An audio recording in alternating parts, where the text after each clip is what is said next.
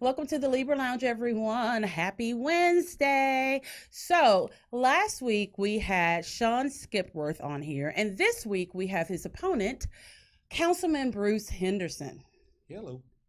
Seriously, dude. That's about as good as I got right now. Oh my gosh. He's gonna try to act like he's just Mr. I'm so shy. This is my first time on camera.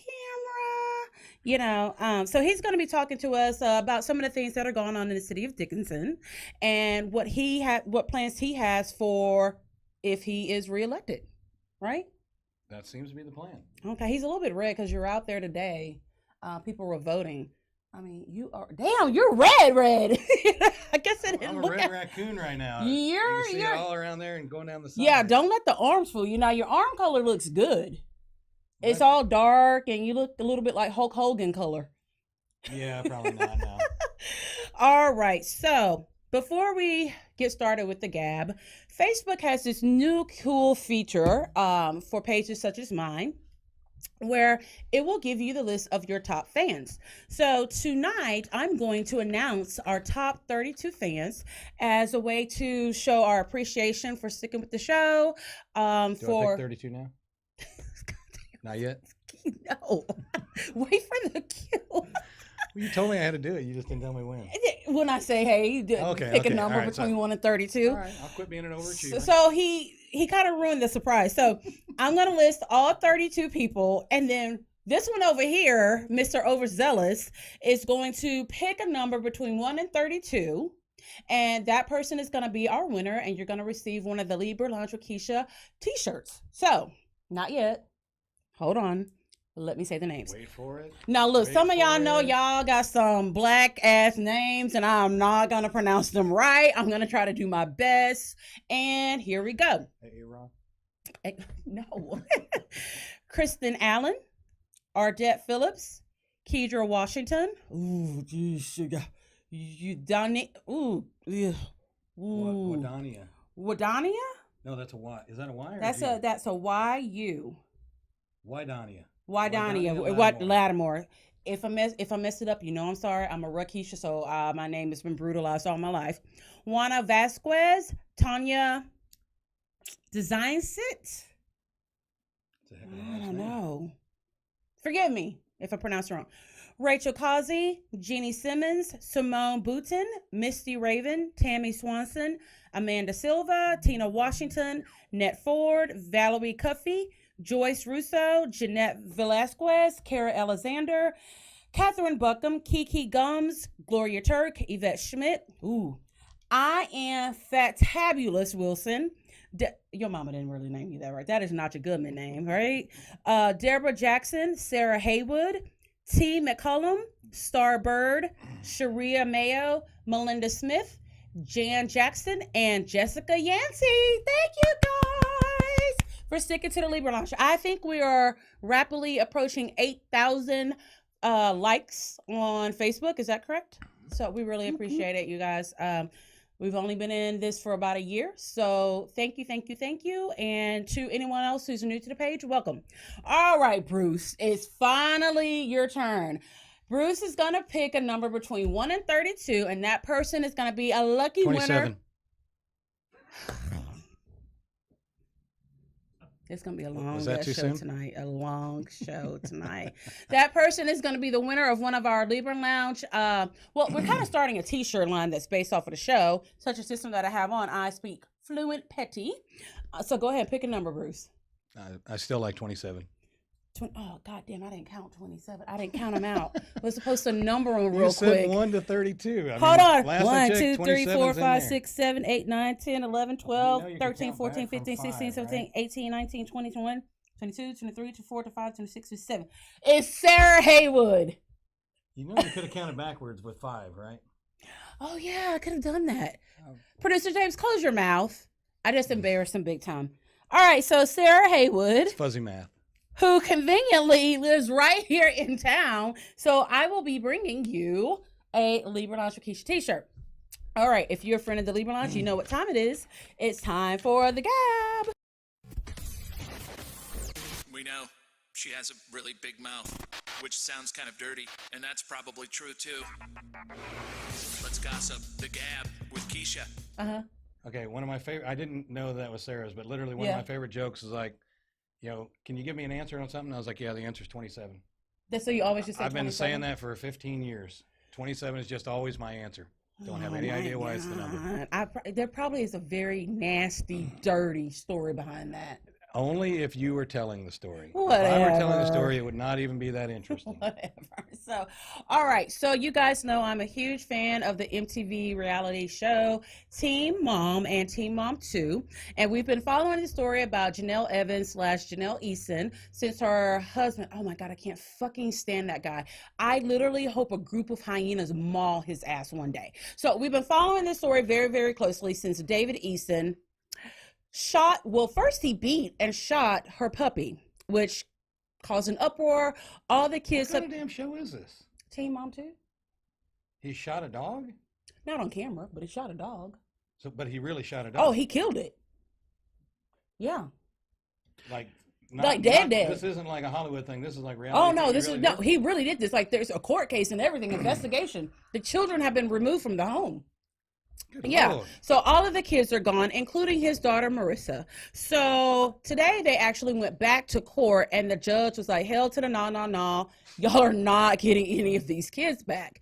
And this dumb bitch, she has lost everything. She has lost her job.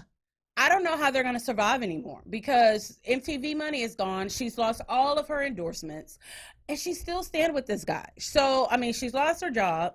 She's lost her kids, which she says she loves her kids so much, but clearly not much more. I mean, not too much. She's still letting David dick her down, and I don't get it. I'm going to kick him out. The house is going to be next. There's no way that they can keep the land. So I don't know what she's going to do. I'm sure she's going to continue to fight it, but she's saying that they're going to marriage counseling and anger management counseling. This guy is a fucking asswit. There's nothing's going to make him change. So I forgot to tell you the latest, James. So, he has vitiligo. Yes, he does. Which the white guy has vitiligo? Yeah, white people can get vitiligo. It's an autoimmune disease. It doesn't matter what race you are. What's LIGO? Oh, that's where your skin lightens. It lightens. Like it's got, yeah. My dad has it. Lack of Is it pigmentation. blotchy? Yeah. Yeah, or it can take over almost all of it. Yeah, vitiligo, which my dad has that. So he says that's his reason that he's not able to have an actual job because I guess since he's undereducated. Yeah, I know, it's pretty bad. So basically, he has vitiligo. Mm-hmm. So he has essentially too much white privilege to get a job? I think so. Basically, okay. Yeah. Right, just making sure we're clear on he that. Just, every time he opens his mouth, like stupidity spreads. So he can't get a job because he's undereducated. So the only jobs that he qualifies for are outside. And since he has vitiligo, he can't do that. Like I said, my dad has had vitiligo all my life, and it has never stopped him from working a full-time job, sometimes more than one job, playing softball and doing, going hunting and all of that shit, which is funny. Isn't that what sunscreen's for? Yeah, but see, with vitiligo, it's an autoimmune disease, and it's really when your own body is attacking itself. But here's the thing. He says that he can't work outside, yet he's always on the land, as they call it, outside.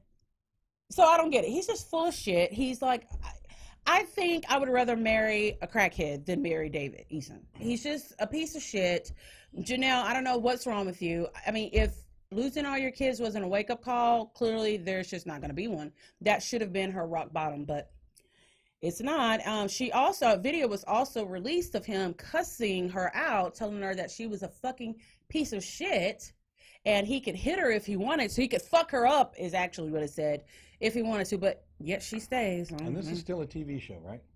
This is all based, so these are people on a reality TV show. It started off with 16 and Pregnant. On MTV.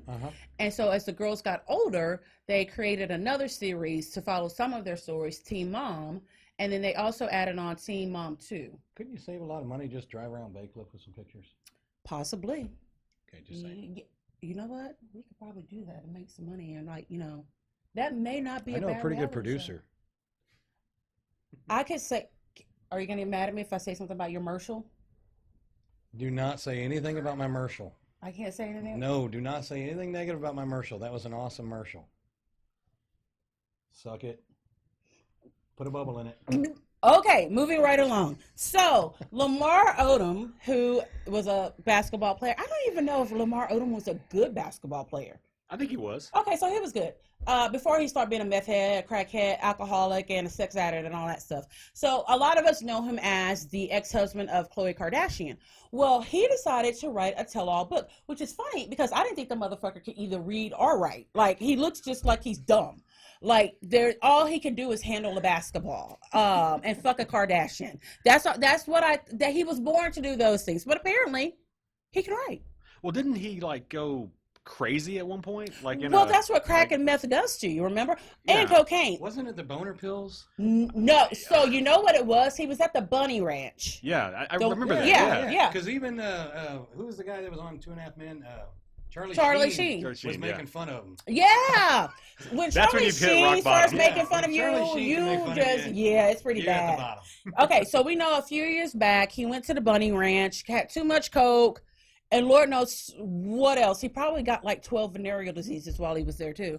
And he was in a coma and he was fucked up for a while. So anywho, he has written a book because, whenever you go through a crisis in life, you have to write a book. I'm thinking your ass is broke, so you're going to make some money telling all the Kardashian secrets, which is pretty fucking smart of you. But the Kardashians are like the mafia, so you better watch out. Do they have any secrets? I think they have some. Because I think there's been how many books, how many videos? Well, he's telling a few stories that I hadn't heard of before, like, not that this was a huge surprise, but that Kris Jenner actually stages things and sets up situations for publicity. I know, shocker. But he also has a really good story about Khloe Kardashian coming up to his room while he was with a prostitute, and basically she kicked the prostitute's ass. So, I'm not going to lie. I kind of want to read the book. I really do. I kind of want to read the book. But you know what make it even better? If it was like one of those audibles and Lamar is actually reading a book.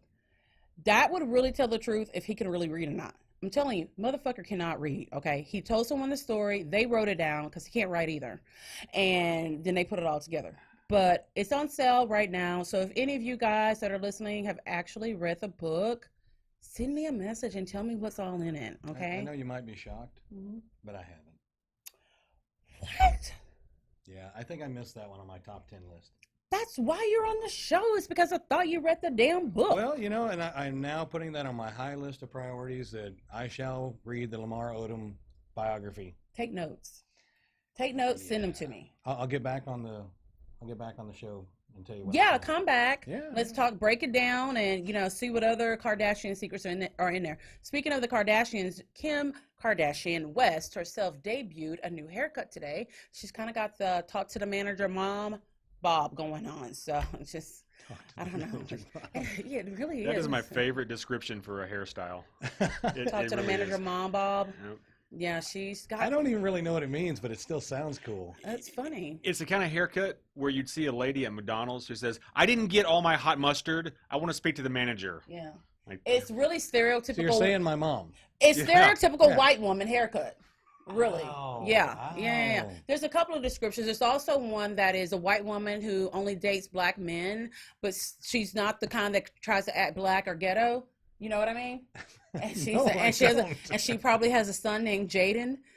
Because you can't be a white woman and have a baby with a black man and not name one of your boys Jaden. Like, you just have to. It's like a rule. You know what I mean? You don't know that many black people, do you? No, you got me. I know two. That's one more than I thought. All right. I know you and Ebony. I'm covered. Oh yeah. How you gonna use me and my best friend as your two only black friends? I thought it was a pretty good run. That actually is pretty funny. All right. So when was it? When did we go see John Wick? Was it 2 Fridays ago, or was it last Friday? I think it was on opening weekend. It was on opening weekend. Yeah. So y'all know I'm a huge action movie fan, and oh my gosh, yeah. If I had the choice to watch a chick flick or an action movie, I'm gonna kick you for offering me the chick flick first, because Ew. Can I introduce you to Liz a little bit? Oh, she likes chick flick. Oh yeah. Oh no, I Good can't do stuff. it. I would say this, y'all know that the only, what do they call them, rom-coms now, that I'll watch is if it has Jennifer Lopez or Sandra Bullock in it. Anything else, I just cannot do it. I'll like rather eat my own throw up. But John Wick, we went opening weekend to see it because, you know, we just opened up this storefront and it's been cray. And I was like, I just want to go see Keanu Reeves kill 600 people in like 5 minutes with a pencil. And that's what we got. John Wick is, what's the word for it? Violent. Awesome. It is so awesome. It really is. So Violent. Awesome. very Yes. violent. Yeah. It's so violent and so good that we in the audience were actually laughing like, oh my God, did you really just do that? And then producer James told me I was being too loud and black in the movie theater. So Well, yeah, it was every time he did something, there were certain things where you just went, oh, ah, like audibly. So it was really, really good. Because nobody else in the audience. no, the we, whole theater was no, doing we it. were all doing Oh, it. it was Yeah, everybody everybody doing it? was doing it. Yes. So Well, then let her run with it at that point. exactly. Trying to act all extra white and shit. Trying to embarrass me in front of other white people. So, anyways, it's good. It picks up exactly where John Wick 2 left off. It's the same day, isn't it? It's the same day. Yeah. Yeah, It's like it is. nighttime, actually, going I'm into trying to remember where nighttime. it ended. Wait, was it at, outside the hotel when they killed the?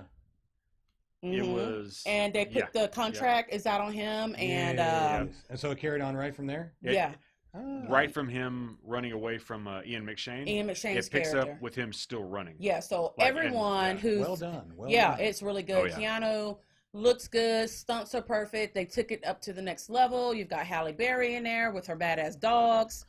It was really good. But just know this: there will be a John Wick 4. I'm And hoping this I'll get a time, Will anybody John be left Wick's. alive? What's that? Oh, he Will killed a anybody be lot. left alive by then? Oh, well, no. all the important people will be alive, but he fucked up a lot of people. And Like this time, he's pissed. he's pissed this time. Yeah. Yeah, for Well, 4, remember- he's going to be pissed. And the Yeah. first one they killed his dog. He was Oh, it's pretty still pissed not about off the on that one too. See, it's back to the dog. Let me tell you something about this damn dog. Are we on John- John Wick's dog? John Wick's dog. Okay. John Wick's dog has been the cause of John Wick getting his ass kicked numerous times by numerous assassins. He's also the cause for at least 1,500 people getting killed. And let me tell you what this motherfucking dog does. Every time you see him, he laying on somebody's couch. Like, what's really going on? Do you have cable television? So is this Can I where get they a tell you drink? don't mess with a white guy's dog? No, Is that how wait, it no, goes? No? no, Okay. because I kill a whole bunch of people behind my dog myself. But this dog just gives zero fucks, none at all. He's got his own hotel room.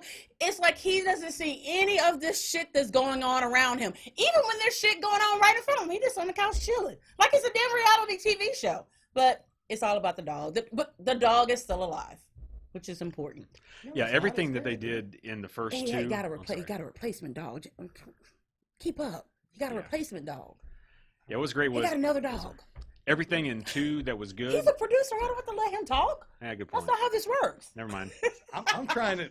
Producer James. Go ahead, producer. The mic is yours, sir. So what they've done every time is from 1 to 2, they took everything from 1, amped it up in 2. Mm. From 2 to 3, everything that was awesome in 2, they amped it up just enough in 3. So that they keep improving the formula Mhm. every single sequel. Yeah, So- you know, I love the Fast and Furious franchise, but whoever are the writers and the producers for John Wick need to probably help the Fast and the Furious crew out a little bit, because I'm still going to go see all the movies. I love the characters. I love the action. But the storyline has gotten so far-fetched. It's just like, huh? I think on the next one, The Rock is going to grab a goddamn helicopter and pull it. Like, Well, the pull next it. one is what, Hobbs and Shaw? Yeah, It's which, you basically know, a that buddy. yeah, It's a buddy movie. that caused a lot of drama. It should. Yeah, because Tyrese with his crying ass, always crying. I had to unfollow him on Instagram because I'm just like, I'm tired of you snot crying about every goddamn thing that doesn't go right in your life. He was very upset. He was like, you know, this film was based on this story and these characters. Why are you, Dwayne The Rock Johnson, going off and agreeing to do another film on your own? Motherfucker, because he's getting paid to do it. Duh. And Can it you will sell imagine- tickets. And it will sell, because I'm going to go see it. Well, yeah, sure. I mean, I could probably tell you right now exactly how the whole movie's going to go, but I'm still going to go see it. They even have Samoans in this movie. Oh, yeah. You know what I Well, mean? So, I don't know. But yes, most definitely, if you have any time this weekend, go see John Wick. And after this break, we're going to talk to Councilman Bruce Henderson. We'll be right back.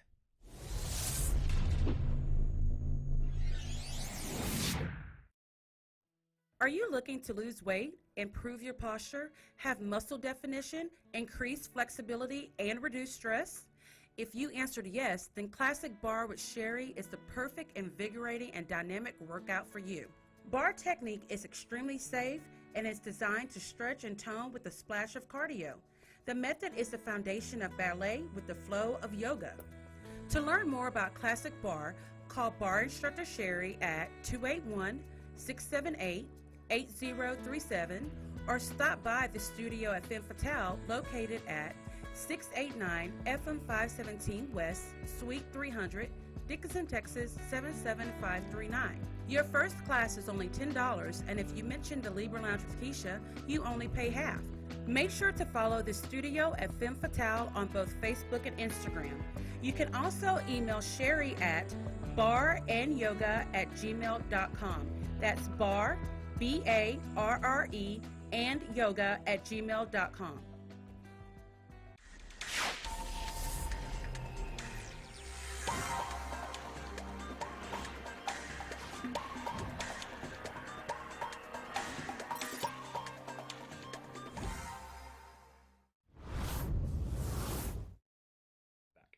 All right, so you guys just missed a very uncomfortable conversation about possibly being a change the subject. gynecologist. Subject change. Yeah, I just have to.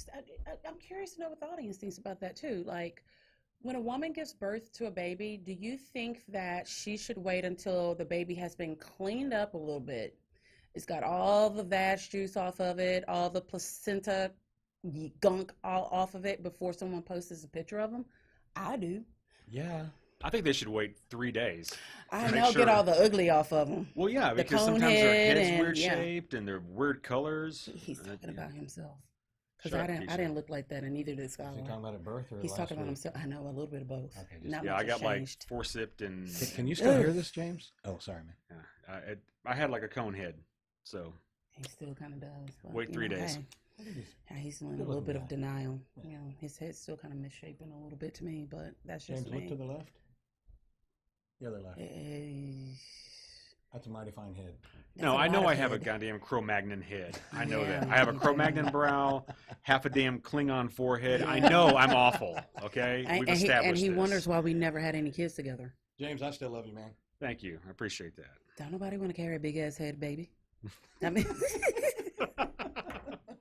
oh, it's like I can't do it, James. Just can't. It's all going downhill from there. Right? All right. Now And at let's some point, get I'm down supposed to be to it. intelligent on this.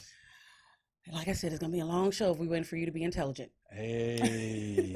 Okay, so Now it just went got personal. All right. it did. All right. So, what made you, Bruce Henderson? You were in the military. Mm-hmm. You're an engineer, Mm-hmm. father. Mhm. What made you say, you know what? I think I want to be on city council. Well, I'm wondering how long I can go on this one for a while. Not long because I'm I'll going try to to make it overtalk quick. you. We're So- going to turn off your mic, turn off the light and everything. But you can keep talking. You gonna let me continue, or you Yeah, 27.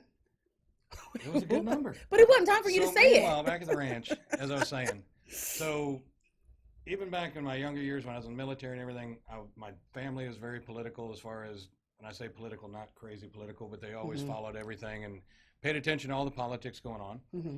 Well, I moved to Dickinson in 1999, and I'm originally from southeast Missouri, a little town called Farmington. It has population 8,000 when I left. When I moved to Dickinson, it was a little bit smaller, and it really had that same feel of that town that I grew up in. Hmm. And so when I first moved here, I met some people. I got involved with the VFW and a few other organizations, and oddly enough, there was a ditch. Mhm. As everybody talks about drainage, there Mhm. was a ditch behind my house that was in terrible condition. It wasn't ever cleaned. And so I started going to city council Hmm. and getting my 3 minutes and discussing with them. Then every couple months, I'd come back again. Good evening, ladies and gentlemen. I'm here to talk to you about this again. And it got to where I started spending more time up there and getting to know how the processes work and getting to know other councilmen. Was Julie Masters still the mayor back then? She was too? the mayor back then too. Oh my God, are you serious? I was joking. No, this wasn't in 1999. Oh, okay. No, That's no, what I'm like, no, no, she the no, mayor no, back no, then no, too? no, no. Okay. So no, I mean, don't get me wrong. When the ditch thing, I think that started probably in the mid 2000s, probably 5 or 6. That's still a long time to be in office. I think she's been in there 16 years. I think. Okay. Mas all o right. menos. Okay. All Yeah. right. Continue. So anyway, as I got to know everybody and I got to know more people around the city, Mary Dunbar was a councilwoman at the time. Mm-hmm. Good councilwoman. She had decided she wasn't going to run again. Mm-hmm. And I got in conversation with some people, and I was like, you know what? I feel like throwing my hat in the ring. Mm-hmm. You know, I've been doing project management for 26 years, and at the time, the way I looked at, running anything was just a matter of management. Mm-hmm. It was just a matter of knowing what the requirements were, figuring out how you meet them, figuring out what your budget, your schedule, X, Y, and Z. I've since learned there's a lot of other nuances besides just your basic project management, personnel management kind of stuff. It's definitely at a different level of challenging. Right. But, that's oddly enough, when it comes to all the rules and everything, I've kind of discovered that's actually the way we want it. Mm-hmm. No matter how frustrating it gets to us, the citizens and everybody, the minute you shortcut it and do a quick way, you're guaranteed everybody and their brother's going to go, oh, you just did a deal. You just set somebody up. So we have all these rules on top of rules on top of rules to basically protect all the people from the people that could take advantage of it if they wanted to. So anyway, I digress a little bit, but not just a little bit. Just get in the game. It'll get interesting. So long story short, so Miss Mary had decided she was not going to run again, and I chose to run. And about a week before final choice to sign up for the run, a gentleman named Lewis Gill, who was a 24-year councilman, decided to run against me. Related to Virginia Gill? There's a very good chance of that. Over there by Hugh and Jeff's area? Where Well, they live? I know he lives off of Sunset. Yeah. Same, Yeah. Okay. Yeah.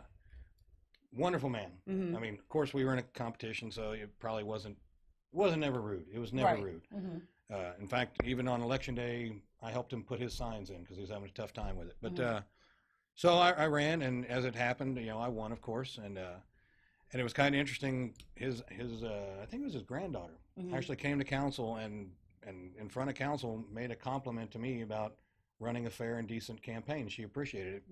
Made me feel pretty good, because I'd always heard how shady and dirty politics was, and it wasn't that way. Okay. It was a good, clean campaign. So anyway, that's how I got into it. Okay. And I'm pretty proud I did it. Still am. I recommend everybody in every city at some point should step up and take a chance to run a campaign or serve on a council, anything. And I will say that I'm living to eat my words right now, but my second election, nobody on council had a single opponent. 7 members, 0 opponents. And don't get me wrong, it made it for an easy election, but at the same time, and I told many people, I said, it's just not right. I said, the people in our city should care enough to hold us accountable. They should step up and challenge us to make sure that we're willing to do what it takes. And in that one, it didn't, and so they decided to make up for it in this next election. I got 2 opponents. Yeah. So we just spread that out over 3 years. It'd been a lot easier. Be careful what you wish for. I know. Okay, so what exactly, because up until last week, they have it where it says position 1, position 3. So I thought each position did like a certain thing. So yeah, I was like, so what does position 2 actually do? So what is it that you're the most passionate about as far as being on city council? I know some people are more interested in, development, or some people may be more interested in finances. Which one where do you kind of lean? Well, and keep in mind, I got 26 years in project management. So when I see a problem, it's my nature. This is what I've been doing for a long time. Here's a problem. All right, spitball it, find out solutions. Okay, that's a good solution, but it won't work because of X, Y, and Z. All right, so let's back up one step, find the next solution. And it's always a matter of plugging it in until you find the right solution. And I've done that for 26 years. And that's what I actually enjoy doing, being on council. When there's problems, they say, oh, we can't do it because of XYZ. Okay, all right. Have we considered doing this?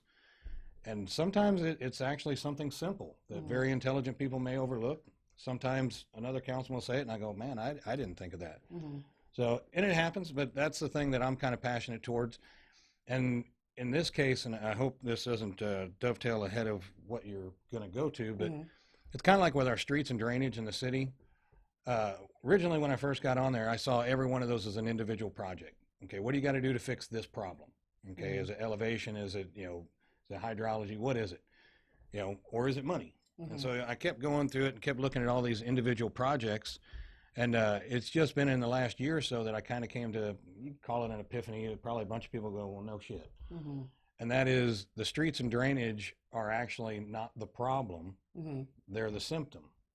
Okay. And the problem is they're a basic maintenance requirement of running a city. I keep using the analogy. I've told a bunch of people this. It's like if I gave you a $10 million house right now, free and clear, you don't owe a penny on it. Okay, do you think you and James could afford the maintenance on a $10 million house? Even if you had all the love in the world and all the dedication, at some point things are going to start decaying. And you won't have the finances to keep up with it. Right. And so that's kind of the same story with a city. You got a beautiful city, but if you don't have enough revenue to support it, to get the staff, get the materials, get the work done, it's going to decay. And that's kind of where we're at with 30 years of decisions now. And I won't disrespect any former councilman. In a lot of cases, it was the decision of the time that made sense at the time, whether it was revenue, whether it was just a time, and that's what we had, that's what we didn't have. Certain technologies didn't exist, say. So, I mean, it's just how it worked out.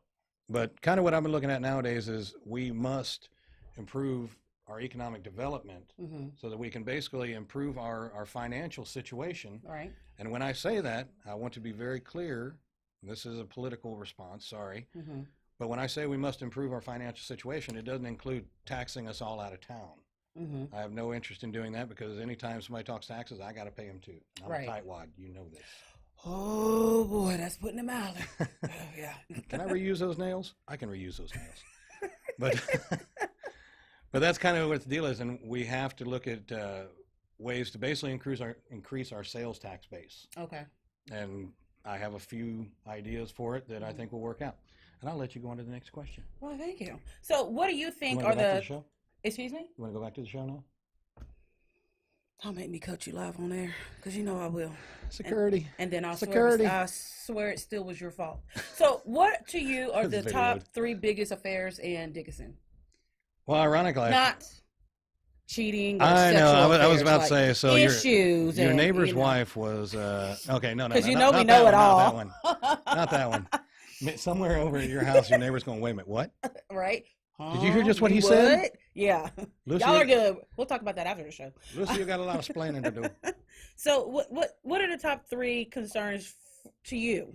Well, ironically, I feel like I just kind of covered them a little bit, and that is, I mean, the streets and drainage are screaming. I mean, it's top of the line. Everybody still has PTSD from Harvey. My family, we got 3 feet in the water in the house. 6 out of 7 council members were put out of their house because of flooding. So, I mean, when people talk about, getting nervous, we had that flood, what was it, just a month ago, 3 weeks ago?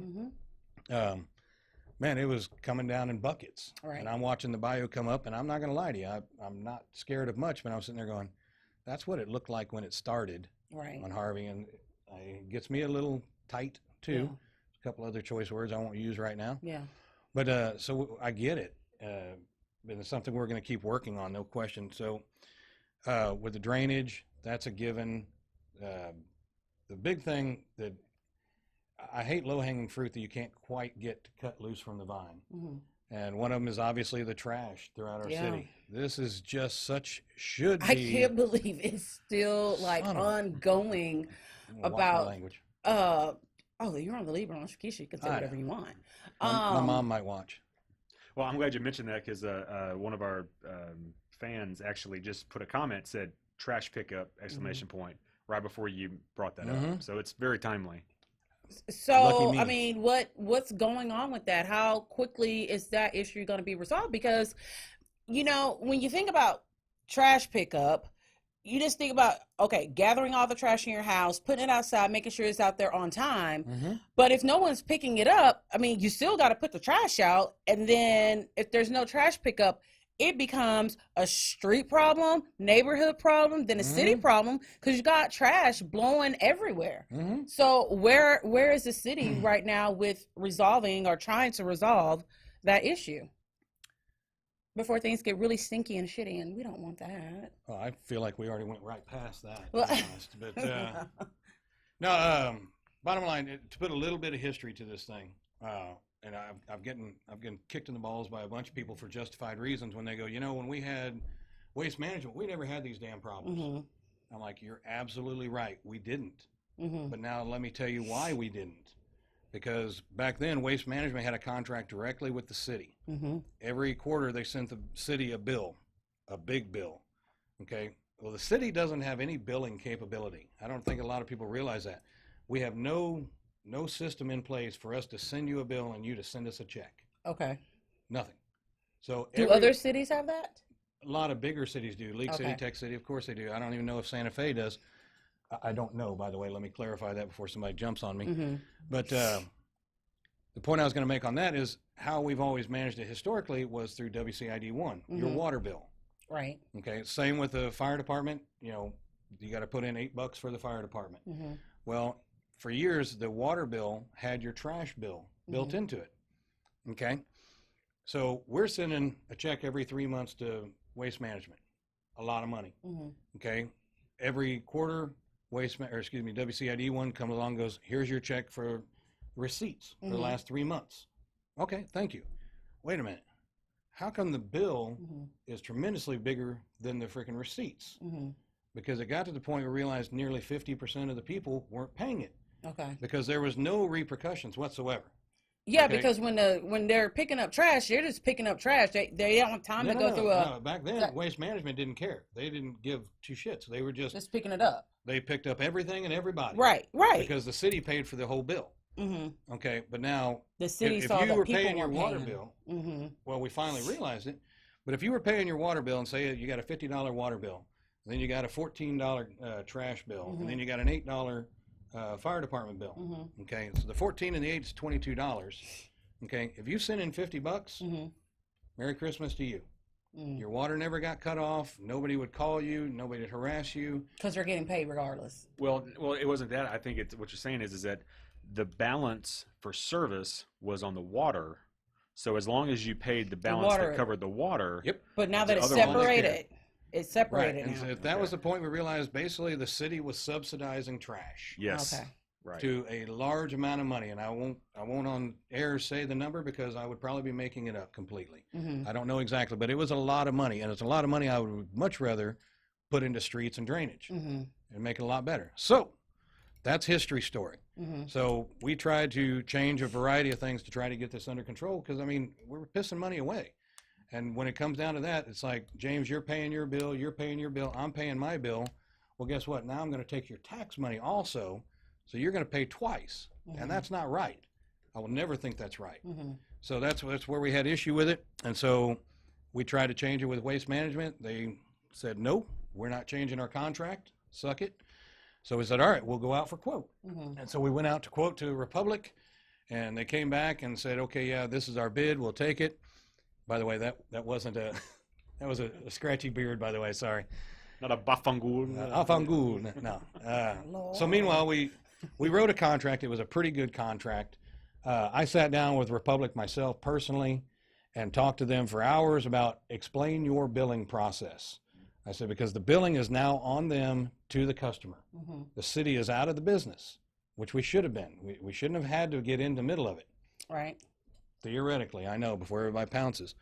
So they showed me how they managed their billing. They showed me how they had their filing system, how they mailed out bills. I was like, well, what do you do? How does a truck know? Right. Oh, Mr. Henderson, come on up here into one of our trucks. Right. Here's an iPad. Here's a map. If it's green, we pick it up. If it's red, we don't pick it up. Okay. I said, okay, so you're going to have these in all your trucks. Absolutely. I don't think they do that. Not even close. Yeah. I mean, So Now, fast forward 4 years, now we have a vendor that is losing their butt. Financially, they're losing a lot of money in the city. Why are they losing money in the city? Because their billing's out of control.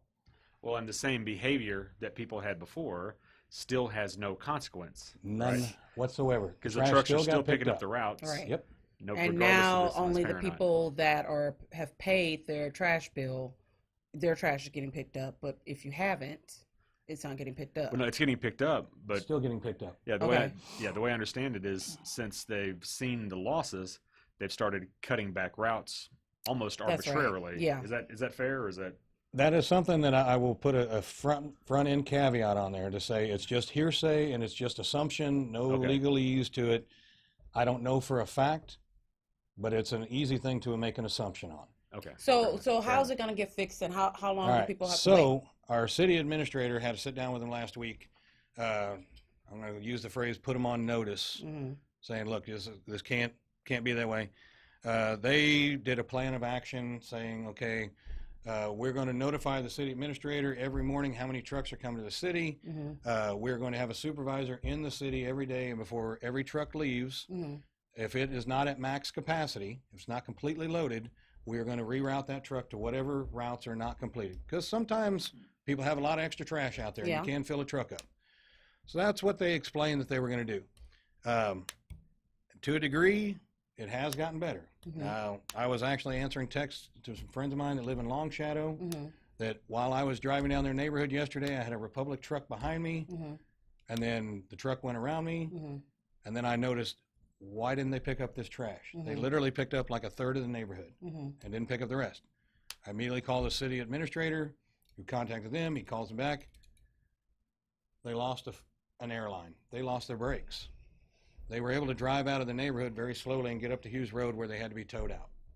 Okay. Well, that kind of okay. goes against the whole "Keep Dickinson Beautiful" motto, because it's got Well. trash everywhere, and No, it was an airline. I mean, basically it disabled the truck. right Okay, but in the process of disabling the truck, now you can't pick up the damn trash. Yeah. Okay, so it's stuff that's supposed to be fixed. That being said, also, I personally am not satisfied with this plan of action yet.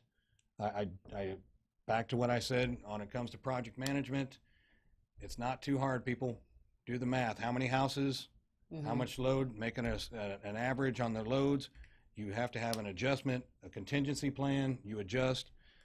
Some of this stuff, maybe I'm simplifying it, but it doesn't seem that difficult. But it is, apparently. Ultimately, on that specific issue, we are going back out for bid in July. We are allowing Republic to bid, and I can promise you I'll be looking at their bid very, very closely. I'm not 100% sure what other companies are going to bid on it, but we'll find out. Bottom line, it's going to get addressed because it can't continue. Yeah, because people are most definitely not happy, and I don't blame them. Well, You I know. can't tell you how many council meetings I've gone to where I leave my house at 6, and as I'm driving out, I'm going, son of a gun. The trash wasn't picked My up. trash is still sitting there. Right. My entire neighborhood's trash is still sitting there. And it's not saying that I deserve any special service, but it's a fact. It's like when people bitch about the streets and well, look at my pothole. By the way, I hit the same pothole getting here. I don't like it any more than you do. So you do what you can with what you got, with however many levers, how many bats, how many sticks, how many carrots, every management technique you can come up with. You try to squeeze it. Yeah, but there is a noticeable difference. I mean, since you brought up a pothole, there's a big difference from a pothole that's on that side of the track versus pothole after pothole after pothole on that side of the tracks, though. That's been there for years and hasn't been fixed. There's a big difference. I can avoid one pothole, but if I live on a street that's got 20 potholes, Are you talking about Nicholstone specifically? I'm talking about California, all of that Yeah, it's all area over there. Nicholstone, yeah. It's horrible. And I don't understand why so much emphasis is put on Keep Dickinson Beautiful over here, but forget about that. Where, those people that live over there are of on a different level as far as, how much they make per year. Socioeconomic Yes. levels? Yes. Okay. But at the same time, they still work. They work Okay. hard. Yeah. They're, homeowners, but I have a lot of friends over there that I'm still fond of. Remember, I lived off of Owens for 14 years. I lived on Thornwood Circle. yeah, but there's a big difference between Owens and Thornwood Circle than it is over there by Silvernagle. Well, and then it also goes back to the fact that and I'm going to go into a solution to this here in a minute, but you're still got to remember, when you think about the entire Nicholstone subdivision, and I'd be a liar if I told you the year it was built, that's an old subdivision. Quite old. That's the original Dickinson between 517 and Highway 3, which is the downtown, the original downtown. You built out of there, and they built. Let me try it one more time. They built to the east. Right. Okay, and that's where all those subdivisions. So they are the oldest subdivisions. They are also the oldest streets that were not ever built proper. They were built with old technology. I mean, many of them started out as oyster streets, oyster shell streets. Right. So now that's history. Right. History kicks you in the butt on a regular basis. On the west side, most of those subdivisions are, I'm going to venture to, let's see, my house was built in 88. So that's 30 years. Probably say 1980 or newer is probably 80 to 90% of those homes. Yeah. And at that point, since 1980, the technology to build streets has been better, and there was better question of maintenance. Well, my question is that if it's, I'm just going to piggyback off of what you said, that was the beginning of Dickinson, So then when it's time to spend money on repairing things, wouldn't it make more sense to start there first? I'm going to say yes and no. Why no? Okay. The no is because it's kind of like doing maintenance. Okay. If you let it get too far, then it costs you 10 times more to fix it. Yeah, exactly. Okay. So now you got all this stuff over here to the left that's in pretty good shape. All right. Keep your maintenance up. All right. So you don't have to fix that stuff. Right. Now this stuff over here, you got to fix this complete. Yeah. Every one of those fixes is very expensive. Right. Okay, the maintenance is pretty cheap. That's why it looks like there's work going on there. It's not that much work. It's not that much cost. Right. This is big cost. Now, as I say all that, this is one of the things I'm proud and aggravated at my own city for this, because we suck at communication. The stuff that we've been working on for the last year and a half, we haven't communicated it. I don't think it's ever been on Facebook. I keep getting told, well, check the city website. It's on the city website. I go on the city website all the time. I can't find crap. And I know it pretty well. So what we I think it was March 26th, we approved 3 projects to be submitted to the General Land Office to the tune of, I think it's $9.6 million. Those 3 projects are, one is the Gum Bayou widening and cleaning. We're going to take it from 517 all the way to, I believe, 1266. Cleaning that up. That's where everything drains into. Okay. You can do all the drainage in the world. If your bayou isn't going to move it, you're pissing in the wind. But now, I believe, and I'm not going to lie exactly, but $6 million and some change, I believe, is going to go to Nicholstone repair of drainage and streets. Okay. So there's going to be over $6 million worth of drainage and street repair in the Nicholstone area. And Nicholstone basically goes from California all the way to 1266. And it's primarily north of 517. Okay, so that's that entire subdivision area over there. It's going to be a massive change. It's going to be a huge repair. In 2016, the Galveston County did a bond issue that passed overwhelmingly, and we are getting a portion of it to come to Dickinson. And I think it's 2.7 million, but California Street from 517 all the way up to 29th Street is going to be replaced. It's going to be completely repaired. There's going to be a 5-foot sidewalk, at least one. I'm crossing my fingers we can find the pennies to get 2 of them on both sides. That'd be great. Get these kids out of the middle of the road. When I take my daughter to school, it really unnerves me to see all these kids walking down the middle of the street, because there is no place for them not to be walking. So, and that's a very, very good point, is that I don't think anybody would have known that, especially the people in that area probably wouldn't have known that that's actually happening for them. Right. So. I mean, can like a letter not be typed up and mailed out?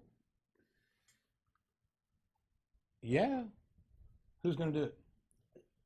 Y'all volunteers. Y'all, there's paid employees at the city hall, right?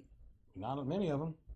Well, I mean, then hey, everyone take a All chunk and do it. All right, so I'm going to one you better. Okay. Because here I go with all my answers. I always Okay. got the answers. All right. You got a problem? That call doesn't this- mean they're all right. I will agree. Okay. But if you have a problem, think about it. Try a few different ideas and see which one's the best idea. Mm-hmm. One of the things, and I'm going to own this completely, that I stole this smoothly from League City. Okay. I went on the League City website about 2 years ago because we sign up for the CTY program here in Dickinson. If an emergency happens, you get phone calls, you get robocalls, robotext. Well, just out of curiosity, I signed up for League Cities also to see what they got going on. Well, in the process of doing that, I also put my email address on there. Okay. Every month, the city administrator and the mayor and much of the departments, they send out a monthly report. Mm-hmm. Now, not going to minimize the Dickinson, I know, but they have somebody that's dedicated to doing that, and it's a very slick production. Mm-hmm. It's very nice. It's about 6 to 10 pages normally, Okay. and it's fantastic. Now, keep in mind again the size of League City and all the different events they have going on, but it's not a complicated program. In fact, I screwed around on Google for 15 minutes and accidentally sent out 75 emails to some of my closest friends. God. Yeah, I had to send, sorry about sending that. Sorry about sending that. Sorry about sending that. They're like, why did you send that? I was like, I didn't mean to send it. But ultimately, like I said, it takes nothing. It takes longer to put the thing together. We every month, we get a city administrator's report. We get a police department report. We get a public works department report. I'm pretty sure we get a animal shelter report. Mm-hmm. We get reports from all these people. And sometimes the reports tell us what's been going on. Sometimes they tell us what's going to happen. Mm-hmm. Sometimes it tells us what they're doing. Mm-hmm. Okay, great. That brings me up to speed. None of these things, they're all bullet points. Right. Okay, that gives me the opportunity to go, okay, I want to know more information about that. Mm-hmm. Okay, that's what you got to do, short of getting into micromanaging, and I don't want to do that. Mm-hmm. But it doesn't take any time for us to take those, say, 10 pages, stack them all together in a PDF, Yeah. set up an Excel Excel spreadsheet Mm-hmm. with everybody's phone number, or excuse me, everybody's names and their email addresses. Right. Like I said, I learned this on Google. Mm-hmm. Highlight the whole column, hit a few buttons, send. Yeah. Now I just emailed Everybody 10,000 people in the city what the letting them reports know are, what's and going everybody on. got an individual email. You're not copied Right. 10,000 person deep. Right.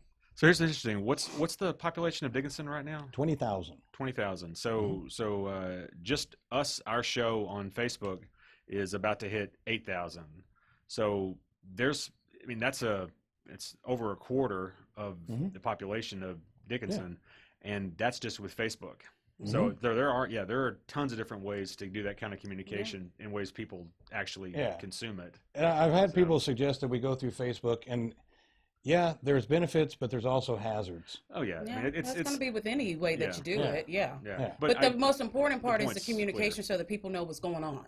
Yeah. Just Yeah. just Keep it like simple. you guys are being informed. What you said, the shelter, police, what's going on. I think once it's given to you all, that it's important for the people in Dickinson to have that information too, because it's regarding them. Well, and it's important for the people to also care.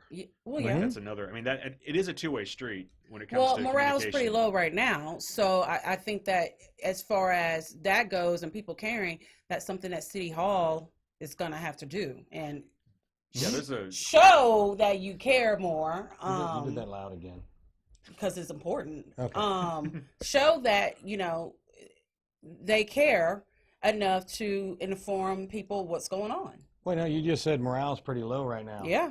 And I got to agree, because I've had the pleasure, and I'm going to call it a pleasure, mildly painful pleasure, but it was good that I got to knock on over probably close to 1,000 doors in the last month. Mm-hmm.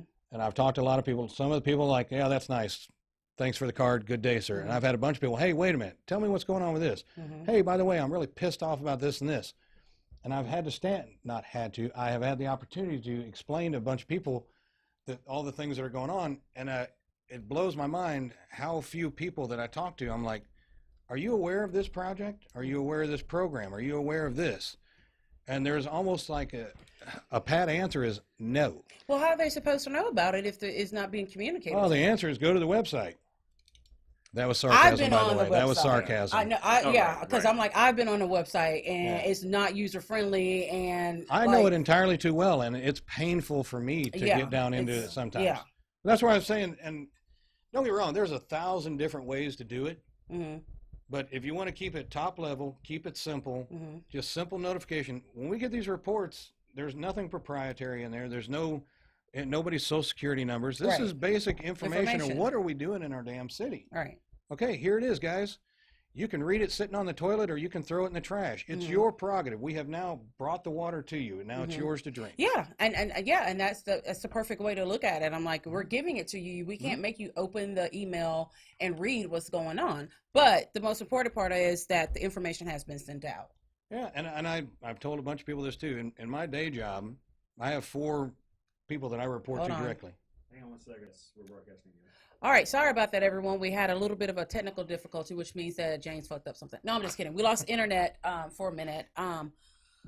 Before we left, we were talking about communication within the city. But I have a question for you. You know, what is your stance on the lack of female and minority-owned businesses in Dickinson?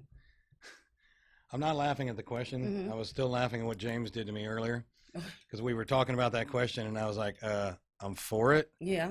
And I was joking, and James like, "You're for the lack of," and I'm like, I should probably read that word. Yeah. Yeah.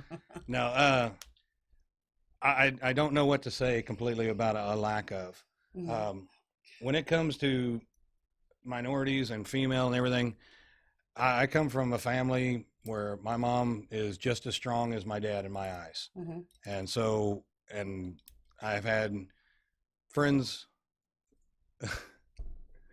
Are you telling me that? Yeah.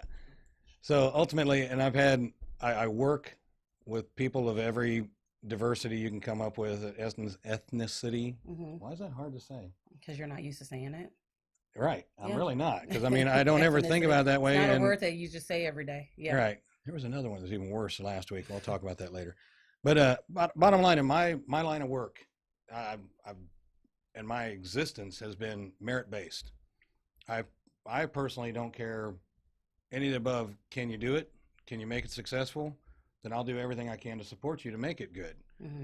Okay. And so I don't know how to completely answer. Yeah, that. because you're not answering No. it. Well, you're the next question going all the way around it. And Yeah. I mean, you almost answered that like, what do you think about black people? And you're like, oh, my best friend's I know friend 2 is of them. black. Yeah. I know 2. It really sounded like that. So here's my thing. I am a double minority, and I opened a business here. Yeah. City Was council there was anything we did invited. to hold you down? And you didn't do anything to help either. You didn't even come I out to promoted you at support. council. Well, no one showed up. I promoted- No one showed up. Not one person. And since we've been open, not one person until you came today has been by. So to me, that is not showing support. Well, for, okay. So now let's think about this. Let's see. 7 people on council. Yeah. Only one of them is a woman. Mm-hmm. And you got 7 white guys that want to come into the Pink Phoenix store. Mm-hmm. Now, what am I shopping for in here, Keish? You can shop for your daughter, your mom, your wife, or you can just come in and show support by saying, hey, we're glad you opened up a business. We're glad you decided to open up a business home when you could have opened it up anywhere, or just True. any level of support instead of 0. Yeah, I think there's a general feeling that Dickinson is not really business friendly. oriented. No. Yeah, I think we're an example, I think, but there's a sentiment that what's the incentive to open a business in Dickinson? And we or got what- asked that question at least 100 times. And we answered it the same way every time because Dickinson is home. Dickinson needs this. And why not Dickinson? But then you have the situation like, well, even the city council doesn't care that we opened. But yet it's all about, all these political responses to things. Oh, we want more businesses. Oh, the future's female. Oh, minority business. But it's not that, because when it comes time to show up, no one shows up. I feel like any answer I give right now sounds like an excuse. Well, I think you should just answer it honestly. Have I ever lied to you? It's kind of like asking you if you Awkward. ever lied to me. Yeah. Awkward. Well, so I mean, I was going to say, you and I have always been pretty brutally honest Well, with each other. and I'll be brutally honest with you. And by the way, that day I was actually at an event with my son. But you're not the only person on city council either. I'm speaking as a whole. Fair enough. But there's 6 other houses other than mine. Yeah. Okay. I don't go to them and pick them up and say, hey, look, we have to go to this event tonight. I don't expect for anyone to do that. My point was this, is what is the stance on the lack of female and minority business owners? And you didn't answer that, which is fine. But my thing is that here we are trying to make Dickinson more profitable. Are you a part of the Chamber of Commerce? Mm-hmm. You are? Yeah. So you know Don King? They all came. Well, good. Yeah, they came, they stayed, they shopped. So is it? I mean, The men too. So I'll ask it like this: Is it fair for us to have the perception that Dickinson has not really been business friendly for a while? I mean, as soon as Dickinson Beautiful kind of started, it's felt like we don't really want to entice business. We'd rather make sure that we have more trees. The trees and the vultures are okay. Yeah. God bless the vultures. Yeah. I can tell you, it's been my experience, and man, I'm not going to hate this answer because I'm going to get stalked. It's okay. But we've had many opportunities for businesses to come in. And don't get me wrong, Keish. Don't ever think that I'm diminishing your business or you or anything. Mm-hmm. I'm glad as shit you're here. Mm-hmm. I'm glad every single small business in town, whether it's an electrical shop, whether it's a boutique like you have, any one of them, I'm happy. Mm-hmm. Okay. I haven't hired an electrician, so I haven't been over there. Mm-hmm. I haven't hired a plumber, so I haven't gone on there. Mm-hmm. I haven't bought a gold lame thong, so I haven't been here. Mm-hmm. The one I have works just fine. Mm-hmm. But well, I just totally took that off. Oh, Sorry. the image. Yeah, alone yeah, is- enjoy that. But when it comes to some of the bigger opportunities we've had in the city, and I say bigger, don't get me wrong, I'm not talking about sticking a Walmart or Home Depot in town. We haven't had any of those. Mm-hmm. But there's a phrase, have you ever heard me use the phrase NIMBY? No. Okay. Mhm. It's called Not in My Backyard. Mm-hmm. Okay. Dickinson has 517, I-45, and Highway 3. Mm-hmm. Those are our main commercial corridors. Mm-hmm. 1 block off of every one of those streets is residential. Mm-hmm. Okay. And With a lot the- of that is county as well. So like Highway 3, for example, a lot of county. On Where the you- east side, it is. The west side is actually still the avenues. That's part of Right. Dickinson. Yeah, Mhm. which is residential. Right. Mm-hmm. So we're still in that boat, and we've had business opportunities come into the city. I can't remember exactly what year, but it was, I think it was around 2010. Mhm. What's the Harley dealership down in Lamarck? Oh yeah, I can't remember the name of it. But anyway. yeah, I remember they were looking at. Yeah, they spots. wanted to put their Harley dealership in Dickinson. Mm-hmm. Now, dealerships in general don't pay a lot of revenue to the city Mm-hmm.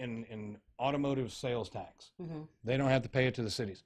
But a Harley dealership makes a small fortune in merchandise. Mm-hmm. And it's not all about money either, I know, but this is, I do have to look at it from a money perspective. Mm-hmm. This would have been a huge boon for the city. But wait a minute.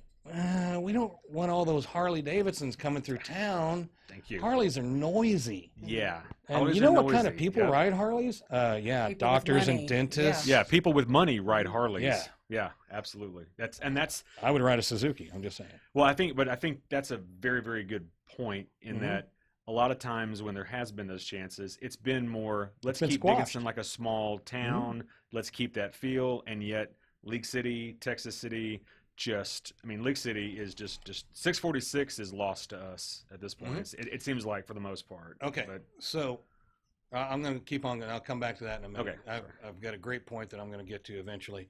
But that's exactly what we're getting. I mean, and it sounds so cliche, you talk NIMBYs. Somebody introduced me to the phrase cave the other day. Mm-hmm. Citizens against virtually everything. Mm-hmm. And these people live in our city. Mm-hmm. And they are our neighbors, they're our brothers, our sisters, our friends, and I love every one of them.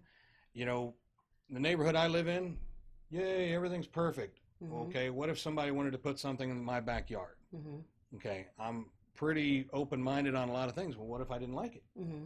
Well, then by God, I need to stand up and I need to say something to city council. Mm-hmm. And I get they're justified and they're right, but when it comes to the bigger scheme of things about what is good for the city, Mm-hmm. we're left holding the bag all the time because the individual groups don't want it right there. Another example is the car wash on the west side. Yeah. Okay. There was controversy with the damn It car was wash. phenomenally controversial. It was a bloody car wash, you know. And the thing is, and I've told a bunch of people this, yeah, there's 5 car washes within a quarter mile of there. Well, no, there's not. There's 5 car washes, but how many of them actually work? And the answer is, I believe, last I checked, 2. Okay, only 2 of those 5 actually are functional. And then, I don't know about you guys, and this is not me saying that what I drive is expensive, but I got a Ford F-150. It's a pickup truck. Nothing special, nothing great. Take a wild guess what a new F-150 cost. It's pretty damn expensive. You're looking in the $30,000 to $40,000 range. Do you really want to put your new $30,000 to $40,000 investment into a gas station car wash that may or may not have rocks embedded in the thing? Okay, so you would rather have a good, decent service available to you. Are we still live? Oh, yeah. Oh, you were just kind of looking off. I thought something No, changed. I'm watching. And to me, it was a matter of offering services to the people that live in our city. Okay, when I want to get my truck washed and I want it done well and I don't want to have to worry about the paint getting chipped off, Mm-hmm. I hate to admit it. I go to League City. I go to Blue Wave. I go to the place that's up on 518 where they clean it. Mm-hmm. I'm very deep in my heart about Shop Dickinson, but if Dickinson doesn't have the service, I'm forced to go to another town. And by the way, it's not uncommon for me to be sitting there waiting for my car to be washed for an hour and I go, damn, I'm hungry. I think I'll walk across the street and get something to eat. Mm-hmm. Okay, well now that was just that much more money that was lost that we didn't get. And so now this car wash, was on the back of residential property that has been residential property for years. And when they bought it, that was commercial property behind them. Okay, it's got to be something. I asked the people, okay, you hate the car wash. Great. Tell me a business that we can put in that commercial property that is zoned commercial that you'll be okay with. But that is I not had one answering person the tell question me- at all. You totally veered every which way and didn't answer the Are we question. still back on this one? You never answered it. I'm still waiting to hear, what is your stance on the lack of No, female it's minority James's business fault. owners? James is the one that brought the question back to, is it more Dickinson Beautiful or is it business? And that's Okay, where we well- were going on that subject. Well, let's take it back to the actual question Mhm. about the lack of female and minority business owners, and then that led to Okay. we have All right, opened a business as a own it. double. I'm going to own this. Okay. Ignorance. I'm not aware of that it is a problem. Yeah, Okay. because it's, and I don't mean this to be rude, but when a lot of the people where you live look just like you, yeah, you're not aware of it unless you want to be aware of it. I don't own a business in Dickinson. I know, but my point was that you said you weren't aware of it. But I mean, to me, if someone's on city council, when you go to places in your town, you take a All look right. and you take notice. All right, let's talk about Little Mexico. Monterey's. It's closed. Marjorie Morgan. She's working on opening it. Okay. I have bent over backwards to help her with every opportunity I could. And who is Marjorie? Marjorie Morgan. I don't know who she is. What do you want me to say, Keith Morgan's wife? No, I mean, how does that go back to the question? She's a female business owner Okay. that is working diligently to try to open a business in Dickinson. Because Monterey's closed because of the flood. They didn't want to open it again. Marjorie has been pushing the envelope trying to get this place open. And I have very happily helped her at every opportunity I can. Okay. Okay, if anybody comes to me that wants to open a business, I'm going to help them.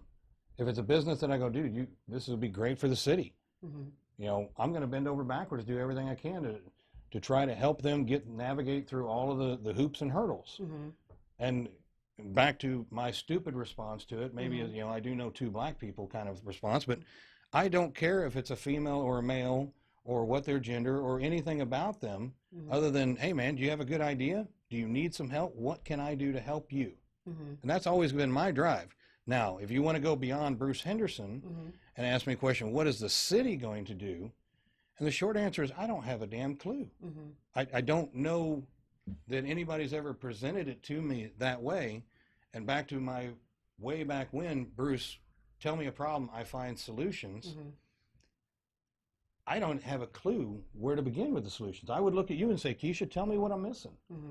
I'm wide open. Because, I mean, if I don't know it, I'm unashamed to say I don't know. Okay. So give me some advice. What is something we could do to help people more?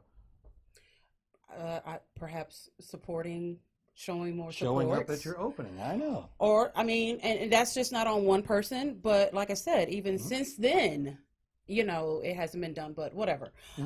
So I know you have been very vocal about your support of police departments.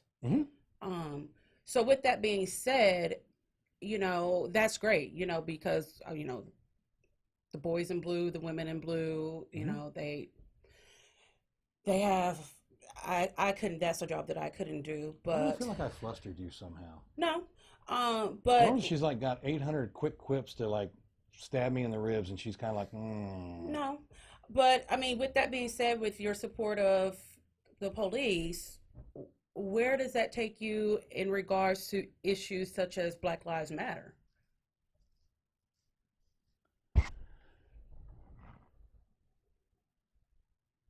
What?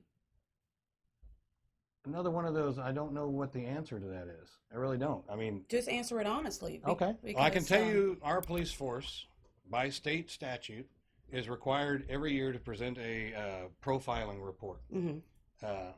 We're required they are required at every time that they have a traffic violation, a stop, or anything, they're required to document what the race and everything is. This is something that gets audited by the state. Okay. Once a year, it gets put on our agenda to review. Here is our racial profiling report. Okay. I see it. Yeah. Okay. Did this meet all of the standards that a committee that created these requirements is in compliance? And I'm sitting here going, I don't know what this metric means. I don't know, is this good or is this bad? I don't know. You know, I know we have a very diverse police force that are good men and women. I support every one of them like they're a family. And again, back to what I said before, I don't care the race or the gender. It's just they are people in our city that I care about. Well, so are there's a lot of Black people in the city too. So I'm good friends with many of them, more than two, by the way. So with that being said, you know, when you have issues such as Black Lives Matter, which is here in Dickinson as well, you've shown your support. Yeah. Okay. So, I mean, with your support for the police, how do you find the balance between the two? Do you not show any support to people that are saying there's an issue as far as police brutality against people of color? Have we had case, and again, I'm not being condescending when I say this. I'm going to say it out of ignorance. I have not been made aware in 6 years about a police brutality case on any minority in the city of Dickinson. I have not been made aware of that. Now, I don't know if I'm supposed to be going into the jail and watching videotapes and verifying, but it has never been presented to me as such. Okay. All right. So let's go back to, you know, is there too much emphasis on making Dickinson beautiful? Because I'll be honest, it seems like it's let's make Dickinson beautiful on one side of the track, but not on the other side of the track. So how do we get the balance? Because there's not a balance at all. Well, it's not an even balance. One of the things I said at the forum a while back was talking about working on Dickinson's brand. Okay. And right now, the thing that when people think about Dickinson and they have a negative connotation, they're not thinking about the west side. They're not thinking about the gun bio side. They're thinking about Old Dickinson, which is the side you're referring to, that side of the track. Okay? It's the oldest part of Dickinson. It's the most expensive part of Dickinson to recover. Okay? That being said, we have those projects that can go. But it's also the most economically disadvantaged portion of Dickinson, too. Well, of course. Yeah. Because otherwise they would move to the more expensive areas, so to speak. Okay, but that doesn't mean that we negate or dismiss them by any means. Those are areas that absolutely have to be improved. because otherwise it's a negative on the entire city. There is no part of the city that would be free of that vision, that negative vision. It doesn't matter what part. There we go. And at the forum, I brought up the conversation. I said, when you think about cities, what do you think when you say League City? What do you think about when you say Texas City? What do you think about when you say Santa Fe? What do you think about when you say Dickinson? And in a lot of people's minds outside of our city, and many people in our city, there's a negative connotation. There's a negative vision on Dickinson. And it goes back to history. It goes back to not improving our infrastructure. But you know what it actually just sounded like what you said when you say that? It's because I think everyone knows that the area that you're talking about is, quote unquote, the black part of town or the Hispanic part of town. And that's a like lot of white friends over there disagree with you, but well, okay. the majority of the people that are there are. So that's, how do we make it not be like that? I'd love to see the statistic on that to see if that's true or not. I personally don't know. But like I said, I know a lot of people that live over there. A lot of people. I know there's Hispanic people. I know there's African American. I know there's white. There's a mix. There's a hodgepodge. And when you talk about the socioeconomic levels, there's a lot of different levels. There are people that are probably pretty decent off, but they moved there 30 years ago, and it's like, man, this is where I live. I'm not moving. And that's their prerogative, and I respect them for that. Bottom line, regardless of the socioeconomic condition of the people that are there, this is cut and dried within the city limits of Dickinson. These are our infrastructure that it's our obligation to do something about. There's no question about it. Now, again, go back 30 years or 5 years or 35 years or 50 years, it's irrelevant. But there's history in technology and construction.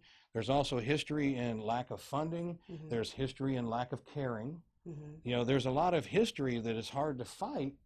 But, okay, do you want to take that as an excuse? No. It's the ball we've been handed right now, so do something about it, Bruce. And that's where I'm dedicated to making sure we do something about it. There's no question. When we talked about doing that GLO project that was primarily dedicated to the Nickel-Stone area, like I said, from California to 1266, those are critical areas that we must bring up to a better level if we're ever going to get, when people think about Dickinson, they go, as long as that area is in a negative vision, it doesn't matter how many pretty neighborhoods we put on the west side. It doesn't matter how many pretty neighborhoods we put on the east side. It's still going to be, yeah, that's it. And that's what it's going to be. And I also believe while there's still most of those people I think are fantastic, amazing people, there's no question in my mind, if I had a beautiful home and a shit driveway, a shit road, I'm going to lose a little motivation on keeping my stuff up to the level that I would expect it to be also. But if I pull out of my driveway onto a nice concrete road that holds it up and my yard can actually go up to the ditch or the curb and doesn't have problems, that gives me a little more motivation to make my yard look better. It gives me a little more motivation to take my yard up to my house look a little better. In fact, I think I'll put a little landscaping around my house. Personal pride. And that's not saying that it's on them. It's saying that, but that's kind of where it starts. If you bought a nice house and in over 15 or 20 years, you watched your street go to crap while you continue to work your ass off to try to make your house look good, that's some disheartening crap right there. And there's no question. I will say the city has failed them. Now, whether the failing was justified or situational, it's irrelevant. It's still the same result. That's it in a nutshell. And we got to do something about it. We can't dismiss it. We can't close our eyes to it. And it's not, to me, there is not one iota about this situation that has to do with the actual people that live there. I don't care who lives there. I'm just saying that it seems that way. Well, you can't kind of blow that off because that's the way that it seems that the poor neighborhoods don't get the attention that the upper class neighborhoods get. And I mean, that's just, you can't, you can't, this is what I don't like. I don't like when there is an issue right there. And then people want to tiptoe all around it, which I feel that's kind of like what you did. You tiptoed around it. And Dickinson has a black community. It's a black Hispanic side of the tracks. I'm sure if we go over to the Bay Colony sections, or closer to where Geo's is, for example, your neighborhood, Firecrest. things are a lot different. But those people work just as hard as the people over here do, and these people over here have been for years and years and years having to drive down streets that are deplorable, whereas it's not that way over there. So yeah, it does become a class issue, an I'm still going to economical back you issue. up. And when I say you're trying to compare my neighborhood to any of the avenues in Ohio or any of the avenues in Colorado, that's not apples to apples. Okay, when you try to take a 60-year-old subdivision or 50 or 60-year-old subdivision and compare it to a 25, 30-year-old subdivision, you've got different technologies in construction. You've got different technologies and bases. You've got different codes to what everything was built to. Now, did the people move out of this area and move over to this one because it were newer homes? Okay. When they built the streets, what was the code requirements? What was the spacing on the rebar? Where did the hell did the rebar come from? Was it Chinese rebar that didn't have the same metallurgy as what they did 20 years earlier? Yeah. These are all legitimate concerns where you take a road that they built, it has lasted longer. Okay. Also, with a lot of these streets over in the Nicholstone area, and there's people that could correct me on this one too, but again, a lot of these roads started out with crushed oyster shells. Okay, that was the base. Okay, and then one day they came along and they put a tar base on top of that, and they called that a road. Well, then that started sinking. Well, let's put another layer of asphalt on top of that. But I Well, think that the started cities have sinking. plenty enough time to correct the issue, though. But the thing is, in the process of making all these issues, it's this big. It's big. It's not a small, cheap fix. It's very big. Most of those streets on the west side, by the way, when they're built, they're not built by the city. They're built by developers. The Nicholstone area it was built by developers, but at the time they weren't responsible for the same level of code requirements on streets. That's what, like Bayou Maison, Bentwood, all those neighborhoods, the developer built those streets to codes that were required by the city. So the nice thing about those, if built the way they're supposed to, the city doesn't have to do very little maintenance on those for a long time. Okay, we are completely focusing. Nicholstone probably has more of our attention than pretty much most of the rest of the city. But the people that live there don't know that. Back to my conversation about communication. I mean, Yeah. they feel neglected. Okay. And, if they pass by, an area over here and see that there's work being done on the roads. Well, the problem isn't so much when they're seeing work being done on the roads. It's the fact it's still a 25 square mile city. When they do repairs, period, unless you're in like 2 or 3 neighborhoods in the area, 2 or 3 blocks, most people don't know we're doing anything. Well, and then if my street sucks and I don't see any streets around me getting fixed, then the city isn't doing anything. Meanwhile, we have 5 or 6 projects going in different locations throughout the city. In the Nicholstone area, another one of those things, best intentions bring the worst responses. Okay, they replaced many of the east-west streets, full concrete. Say many. I don't go to percentages again. But it's in the infinite wisdom. So now you got all these east-west streets. What about the north-south streets? So when you got through Colorado, when you got all the state streets, between every one of the good concrete streets, you've got a 150-foot-long battle zone that you can't drive a Humvee through because it's so awful. I'm to the point I'm like, can we at least drop gravel in these ginormous holes? No, But that's part of the stuff that we're going to be addressing with that $6 million, where we're going to be able to start connecting these streets together, start putting additional streets. We're going to be going down every one of these streets, and they're using the term desilting, is cleaning out the ditches. Okay, they're also going to be looking at all the culverts that are in all these neighborhoods. And one of the problems with these culverts, a lot of the times, you built a house, you put a culvert here, James comes along, he built the next house. He put his culvert here with no relation to where yours at. Well, guess what? They're sitting at different levels. Water doesn't flow uphill. So now it's got to go up a hill, which basically means Brother Nature's going to fill it in. Well, now your culvert's halfway full. So how much water is going through yours? I'm digressing. I know I'm off track, but there's a lot of stuff that's going to be happening specifically in the Nicholstone area. These subdivisions are a million miles away from being forgotten. They are the forefront of my mind all the time because those are the areas. Dude, when my dad comes to town, I mean, and but have drive you gone around, over there to those neighborhoods and talked to the people though? Yes. Okay, well, good. So, I mean, hopefully they know they seem rather not informed. But anyway, we got to take a break. We'll be right back. Hey guys, it's Keisha, the host of the Libra Lounge with Keisha podcast and web series. If you follow me on social media, you know that the Million Harris is one of the sponsors of the show. I've told you all about the great hair products for both men and women that they have, but I wanted to give you an opportunity to actually see some of their hair bundles. Here they are. What I did was I ordered both 20 and 22-inch Malaysian bundles and a frontal from the Million Harris and took them to my stylist and had her make this unit. Yes, this is actually a lace front unit made from the bundles I purchased at the Million Harris. I usually don't wear this much hair extensions, nor do I wear it this long, but I really, really love it. The hair feels amazing. It looks great. I've been getting compliments everywhere that I go. So make sure to go to her website or stop by the shop and get your order on. She's got hair products, bundles, and mink lashes. Make sure to use my discount code Libra20 for 20% off your total purchase.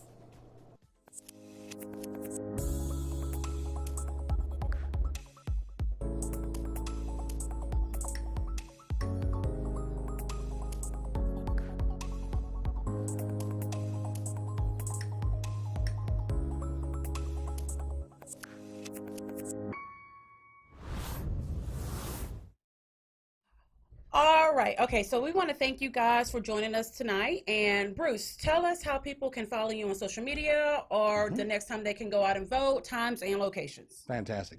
I have the re-elect Bruce Henderson for position 2 on Facebook, and early voting started yesterday, at the Dickinson Community Center from 8 to 5, Tuesday, Wednesday, Thursday, Friday this week. Okay. There's no voting over the weekend. And then Monday and Tuesday, it's from 7 to 7. And then Saturday is Election Day at City Hall. And I think there is a need for volunteers to come out there and kind of man the area, kind of direct people to where they need to go. So if you want to volunteer to do that, is there a place where they can go and say, hey, I'll sign up, or do they just show up? As far as helping with the voting? Yeah, out there, in the parking lot, telling people where to go, greeting them. Yeah. Okay. That's where I'm going to be. Okay. So I'll be around all those places the whole time. All right, everyone. So you've heard Councilman Bruce Henderson's vision for Dickinson, and last week you heard Sean Skipworth. So just make sure you go out there and vote. We're not going to have a bitch please this week, but we are going to have producer James and Bruce are going to tell us some of the most cringe-worthy things that have happened while raising a teenage daughter. Ah, the joy. Yes. So, okay, I'll let you both have your top 3. Boys, penis, more boys. That's my biggest cringe and fear of everything with teenage daughters. Really? Yeah, it's pretty high on that list. It's real high on that list, kind of think of it. Because they have the opportunity to ruin years of their life. That doesn't make a mom cringe. Okay, I'll give you an example of one. This was our cringe, not I yours. know. And of course, it has to do I with thought so. the girls, not sex. So, cringeworthy situation. Teaching Skylar and James how to put a pad on a pair of underwear before she started her period. No, I didn't do that. We went through a lesson. And as I was trying to tell them how to place the wings on the panties, they both said, oh, we thought the wings went up. It flew away. Sorry. Okay, so you asked me and Bruce what our cringe moments are. So don't tell me what my cringe moments are. Okay? So you just told me that I should not cringe. That really wasn't one of my cringe scariest moments, thing. but I'm cringing now thinking about it going, like that's cringe, awful. I'm talking about like just, there's moments where I'm just like. So, okay, all right. So let's clear it up a little bit. Okay. Do you mean what physically makes me like, ew? Or do you mean cringe like worry, fear, and anxiety? Cringe like, ew, oh God, why me? Y'all are still saying penis. Sex. Okay, no, I'll give you one. Okay. Okay, I do a lot of the laundry, Mm-hmm. right? And cleaning panties that literally look like a bulldog has just chewed them up. He's talking about my panties. No, I'm not. I'm talking about I'm talking about the teenage girls too. No, he said the same Skylar thing is about so mine. gonna kill you tonight. She will kill you Keisha, tonight. I tried to do the thing that How I does really it, care how does about. it look when a bulldog attacks a pair of underwear? Oh, okay, so you know when a dog has this slobbered on everything and it Oh. dries and that film of like discoloration That's occurs? having a healthy vagina. Again, Skylar's you gonna kill asked you. me. But You he's- asked me what no, makes me he's cringe. said the And now same you're going thing to tell ab- me why I shouldn't cringe. He has said the same thing about my underwear. But I'm not talking about your underwear. Let us answer what You you've didn't answer. asked. Okay, and I did. Okay. So okay, there's one. Okay. Cleaning panties. Bruce, go, please.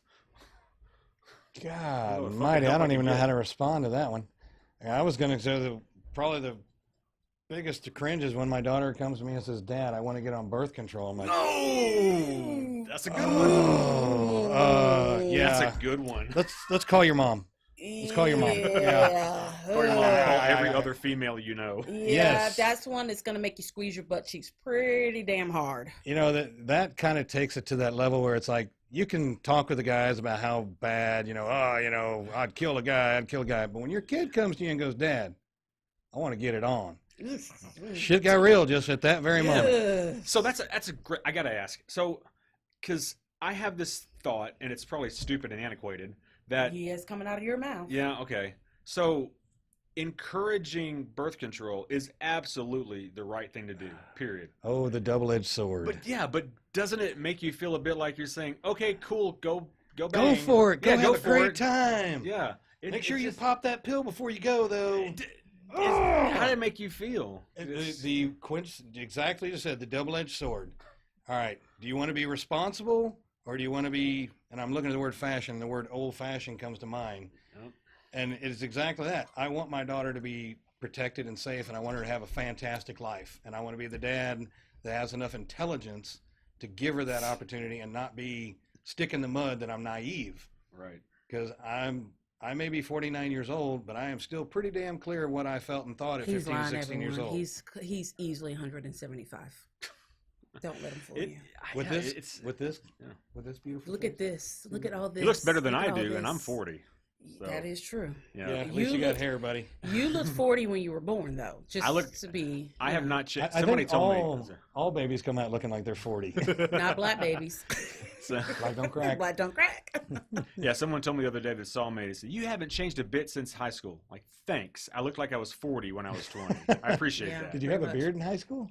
Yeah, I had a mustache. They wouldn't let you have anything more than a mustache. So I had like a mustache and a starting goatee. And he looks so From- dumb with that mustache. From that point on, I've always had facial hair. Yeah, he needs it. He has like no chin. I started growing a goatee, I think in You 99. don't have a chin. It's like And then like 6 God years gave ago, you a face but no chin. 6 years ago, I had to take a fit test at the safety council. Mhm. And they're like, "Oh yeah, you got to be clean shaven to take this." I'm like, "Say what?" Yeah, And they that handed me sucks. like this 15-cent blue Bic. Oh, And they're like, "Here's God. the soap. Go in the back room." So I had to shave my goatee off, and I mean, it was the first time I had seen my chin in 20 plus years. So the last time I went, It wasn't pretty. the last time I went to one of our plants, at some of those places, you have to either be clean shaven or you have to put on like a full blown mask. Mhm. I said, nope, give me the mask. I don't care if I look like an idiot. Give me the mask. I'm not shaving off this Put my head in a Beautiful. garbage bag. I'll be okay. all right, I'm beautiful protected. face. I'm good. pubis. So so birth control, I can see that being absolutely That terrifying. definitely. But you can't be oppressive. Like I know when Skylar got her first boyfriend, which was cringy to me, Mhm. as as it I could thought I was be. gonna divorce both of them. Oh my God! Well, immediately I go into like overprotective, watch everything because I know what. Stalker. Well, yeah, He was because- a level 10 stalker. Oh my God! Yeah. Well, because you hear these stories about it girls. wasn't cute. What you hear these stories about girls, especially nowadays with social media and all the pressure and all the online bullying stuff like that. You hear about girls who some guy, fucked them over, and they go and killed himself. I'm not saying that's what Skylar would do, but you got to know me and my OCD mind. That's exactly the level of fear I had every second of the day. I would hope no parent is sitting around thinking on a general basis, do I have to worry about that? But as you say that, it's a real event. And I mean, I don't think there's probably many people that don't know of some point somebody has done that. And it has been a terrible thing about my daughter's mental health from top to bottom. And every time you and I talked about that, teenage girls, why are you crying? Why are you sad? I don't understand why you're crying, and I don't understand why you're sad. And I'll ask for aloud, and I'm crying about it. I don't know. I can't find my smart water bottle. I'm crying. Oh my God. I don't know. My hair extension looks a little bit wrong. I'm crying. I don't know. You blinked at me the wrong way. I'm crying. Oh my God. I didn't go to sleep till midnight 01 instead of midnight. I'm crying. It is constant. And as a parent, you're going, What? Okay. And by the way, James, you can correct me on this because I have a son and a daughter now. And with daughters, I have this like giant bubble around them. I want to protect them. If you bump into my daughter, I will break your neck. My son, I'm like kicking him in the butt going, jump off it twice. Go for it. It's a sexist old freaking mentality. Yes. Totally. Oh, yeah. And I'm going to own it. It's because girls get pregnant.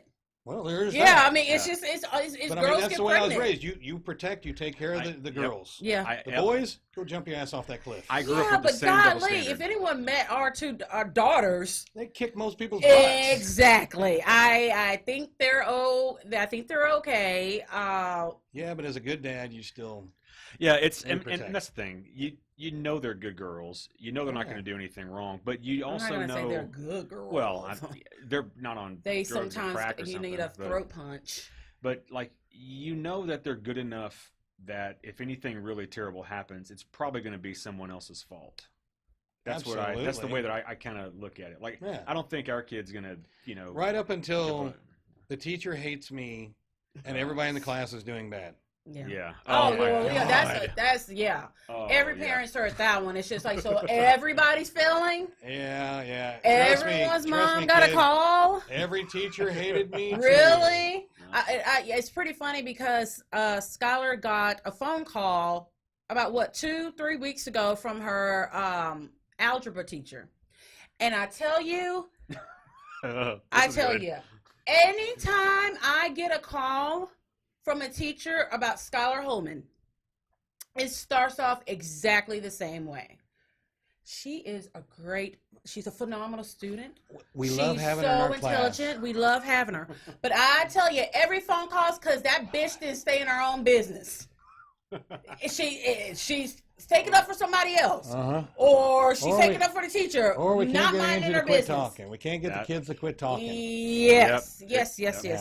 And we're not those parents that jump to our kids' defense automatically. Oh no! Just because, like we're pretty objective. I pretty much told the teacher, "You tell that bitch to shut the fuck up the next time she talks in class, and if she keeps on talking, kick her ass out and call me, and I'll come." Oh my lord! Oh my lord! So I'll give you a cringe. Okay. That's still on that not subject? That's not gross. Well, yeah. I mean, I guess we had to give a couple. Music. Like. Oh God. Well, yeah. You know what? That's fine. You can say whatever you want to. I'm going to say what I want to, which is basically when my 12 or 13-year-old daughter is playing songs about pussy, dick. The Two Live Crew. Well, it's not the Two Live Crew like Cardi B. Like Cardi B. And I love Cardi B. Yeah. Well, Two Live Crew was living on the edge back in our day. Well, and Two Live Crew was. Here's the thing. But Two Live Crew, remember, was naughty, was bad, was banned, this shit now is as bad as Two Live Crew, if not worse. But it's fine. It even worse. It's empowering. You hear Nicki Minaj talking about getting a foot-long dick in an Anaconda song, and that's empowering to women. Foot-long dicks? Where do they sell those at? Well, I'm just it's. Bad girl. I just again. Because I feel like it's not empowering to be a whore. Cringeworthy about Skylar. He's talking about me too. No, I'm not. No, I'm not. I I'm can't talking believe you about. wasted your money on another Cardi B song. No, I'm talking about the cringe that I get when girls are taught that being as piggish as men is empowering, and I think that's a major failure of modern feminism. You I'll say guys it. were two horrible guests today. No, Y'all were so serious. well, it was a serious topic. No, it really you was a funny turned it. topic, and you made it Well, serious. You turned a lot of shit here serious today. Whatever. I'm I just love gonna to say. hear Cardi talk about what she's gonna Yeah. lick it and how he's gonna lick it, and eat And that cash them ass like checks. yeah, and yes. Because being a high-priced hooker is really the way to go with life. The future is female. All right, guys, we gotta go. We want to thank Councilman Henderson for being out here. Make sure you guys are following him on social media. You can stay up to date about when and where you can go and vote. Have a good week, and we will see you guys next Wednesday. It's everything we do.